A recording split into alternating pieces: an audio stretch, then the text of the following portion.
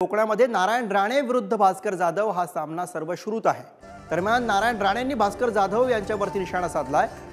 कोणतरी भास्कर जाधवांवरती काही बोलणार नाही, पण एक दिवस चोप मात्र नक्की देणार असल्याचं नारायण राणे यांनी म्हटलंय। तर ज्या भास्कर जाधवांना बाळासाहेब ठाकरे यांना सांगून आमदारकीचं तिकीट दिल्याचं केंद्रीय मंत्री नारायण राणे यांनी म्हटलं। कोणतरी भास्कर भाडुत्रे आणतात, बोला राणे विरुद्ध काय बोलतो, मी काय त्याला उत्तर देणार, पण एक दिवशी चोपतं देणार, सोडणार नाही त्याला।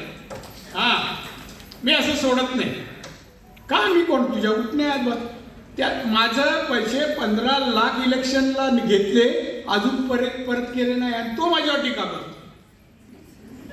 त्याला तिकीट मी दिली साहेबांना सांगून, बिचारा खेडेकरला बाजूला काढण्यात याला दिली। मला आला घरी, मला दादा प्रचाराला पैसे नाही, मला किती लागते? नाही म्हणे दादा थोडे 10 लाख, एकदा 10 लाख आणि एकदा 15 लाख घेऊन गेला, काही द्यायची दाडत नाही आणि तो टीका करतो।